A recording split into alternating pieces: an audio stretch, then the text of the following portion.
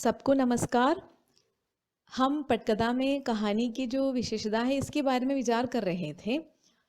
तो पटकथा के लिए जो कहानी है वो कैसे होनी चाहिए, यानी कि कहानी में जो मनोरंजन के तत्व तो होना चाहिए।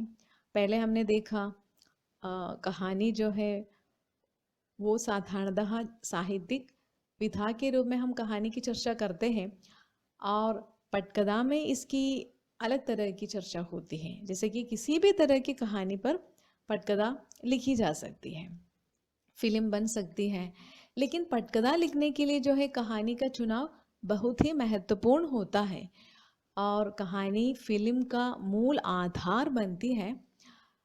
कहानी जो है अच्छी या खराब होने से क्या है, फिल्म की सफलता और असफलता तय होती है। यानी कि जो भी कहानी उस पर हम फिल्म बनाए या पटकथा लिखे, इस पर हमें नहीं सोचना चाहिए। उसकी बलवत्ता, उसकी जो पूर्ण रूप से वो कहानी किस तरह प्रभावशाली हो, इसके बारे में हमें सोचना है, और उसको ऐसे ही हमें तय करना है। तो चूंकि फिल्म और टीवी जो है बहुत महंगे माध्यम होते हैं, इसलिए इसके व्यावसायिक पक्ष का ध्यान हमेशा ज़हन में रखना है। और कहानी चुनते समय यह सोचना बहुत ही आवश्यक है कि कहानी फिल्म के लिए क्यों चुनी जा रही है।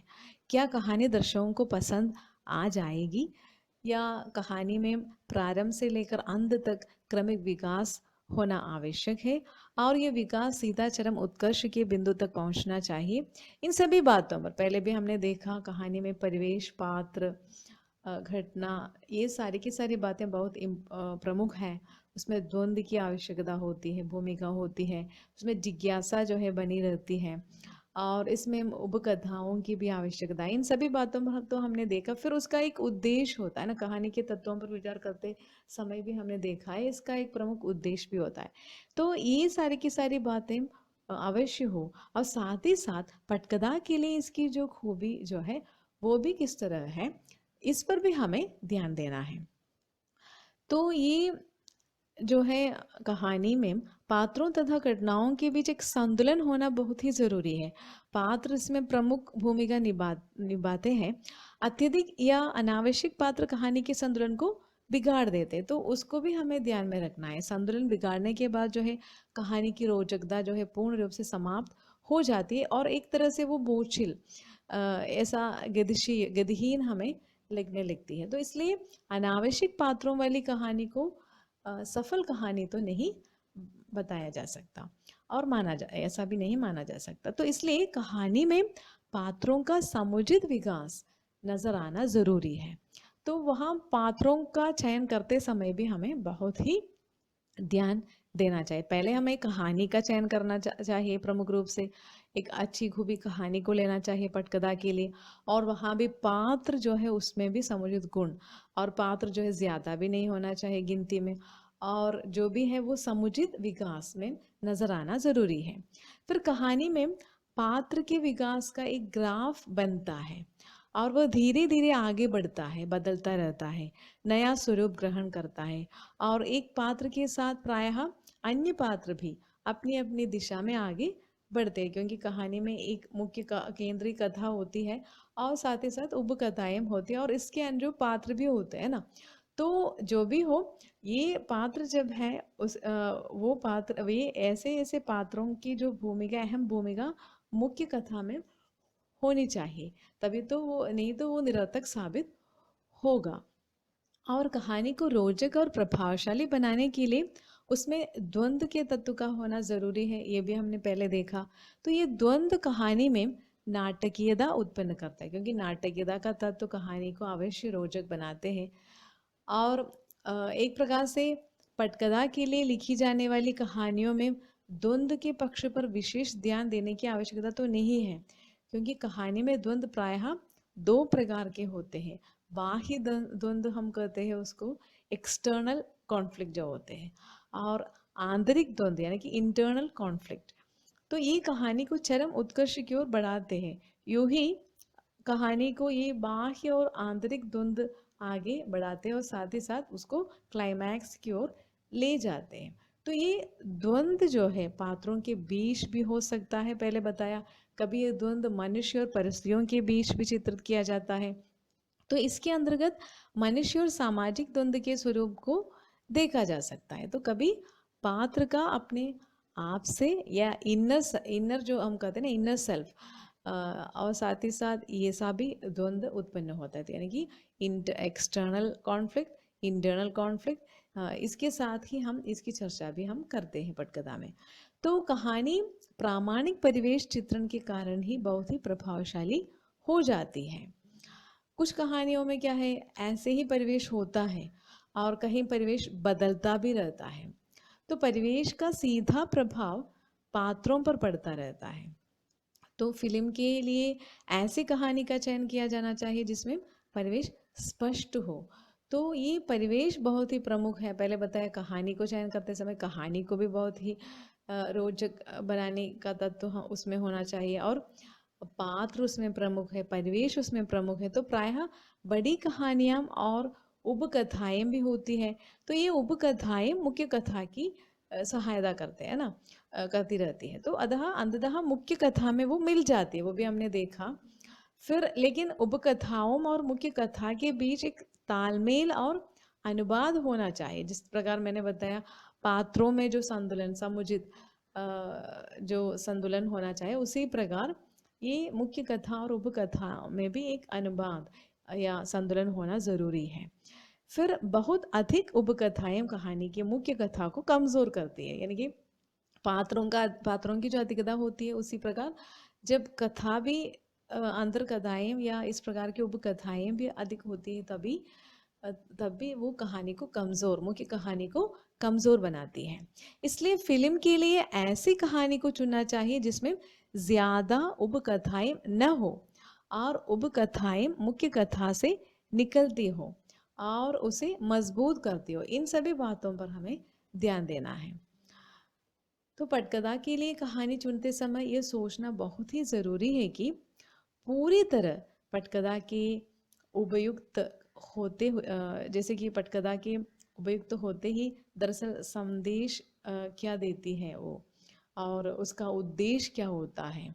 मनोरंजन प्रदान फिल्मों में भी ये संदेश बहुत ही प्रमुख है। पहले भी मैंने बताया उद्देश्य कहानी में प्रमुख है ना, उसी प्रकार एक प्रकार का संदेश वहाँ देना, एक थीम है ना, उस थीम को पूर्ण रूप से वहाँ वो रखता है। ये बात हमें देखना चाहिए वो पटकथा, तभी तो वो फिल्म सराहे जाएंगी। तो ये वे कहानियाँ या फिल्में कुछ सामाजिक और पारिवारिक मूल्यों को सशक्त करती है। भारतीय दर्शक परंपरा और प्रयोग के कलात्मक संयोजन को ही हम श्रेष्ठ समझता है। तो जैसे कि संदेश विहीन कहानी की कल्पना करना जो है कठिन है। तो हर कलाकृति का एक उद्देश्य होता है। तो यानी कि उद्देश्य वहाँ प्रमुख है। जैसे कि हमने कहानी में उद्देश्य की बात करते, कहाना तत्वों के आधार पर बताते समय, तो यहाँ उद्देश्य प्रमुख है। कहानी का समसामयिक तथा जैसे कि जनोन्मुखी होना भी आवश्यक है। तो इससे कहानी का महत्व बढ़ जाता है, तभी वो क्लिक होता है ना, पर्दे पर वो क्लिक होना चाहिए, सफल होना चाहिए।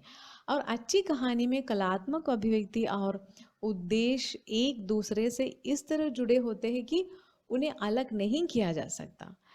मगर किसी विचारधारा, समस्या या पात्र की प्रति जो है अतिरिक्त और अनावश्यक उत्साह रचना को क्या है उपदेशात्मक बना देता है। तो ऐसा भी नहीं चाहिए, उपदेश प्रदान ऐसे मूड में भी नहीं होना चाहिए। तो ये उसमें भी एक समुचित संतुलन होना चाहिए। जैसे कि उपदेश देना कला का काम नहीं है, तो इसलिए मात्र उपदेश देना, तो यह इसलिए पटकथा के लिए कहानी चुनते समय कहानी के इन दोनों पक्षों को समझना बहुत ही आवश्यक है, और इसके आधार पर ही हमें कहानी का चयन करना चाहिए, पूर्ण रूप से उसको लेना चाहिए। तो मन में रखना, कहानी में मनोरंजन के तत्व तो अवश्य होना चाहिए, क्योंकि ये पटकथा के लिए ही लिखी जाती है। फिर कहानी में मौलिकता की अनिवार्यता होनी चाहिए, ये तो अनिवार्य शर्त ही है। फिर कहानी के कथानक का सीधा स्वाभाविक होना आवश्यक है। फिर कहानी का प्रासंगिक होना ज़रूरी है, समसामयिक होना चाहिए, जो है वो समाजोन्मुख मुखी होनी चाहिए, और इस तरह की जो बातें हैं। फिर कहानी के तत्वों में संतुलन होना भी बेहद ज़रूरी है। पात्रों की संख्या में भी संतुलन होना चाहिए, कथानक के अनुसार हो, यानी कि कथानक और पात्र दोनों समुचित या संतुलित होना बहुत ही ज़रूरी है। पहले बताया ना, पात्र ज़्यादा और उपकथाएं ज़्यादा, ऐसा नहीं होना चाहिए। तो कहानी में अत्यधिक पात्र, अत्यधिक घटनाएं, उलझी हुई जो उपकथाएं नहीं होनी चाहिए। पात्रों और घटनाओं के बीच संतुलन होना बेहद ज़रूरी है। फिर कहानी में द्वंद्व आवश्यक है और कहानी का परिवेश स्पष्ट होना चाहिए। जिस परिस्थिति में वो कहानी घटती है और पात्रों का जो उस परिवेश में ही पात्रों का जो जन्म भी होता है ना, तो ये सारी की सारी बातें बहुत ही स्पष्ट रूप में होना चाहिए। फिर कहानी का क्रमिक विकास जो है अनिवार्य है, और कहानी का क्रमिक विकास तब भी संभव होता है, ये सारी की सारी बातें समुचित रूप में हो तभी तो कहानी का विकास मुमकिन होगा। फिर कहानी में गैर ज़रूरी जो उपकथाएं हैं उसको हम पूर्ण रूप से अवॉइड करना चाहिए, और कहानी में स्पष्ट चरम उत्कर्ष होना चाहिए, क्लाइमैक्स, वो भी बहुत ही ज़रूरी है। और कहानी का उद्देश्य भी स्पष्ट होना चाहिए।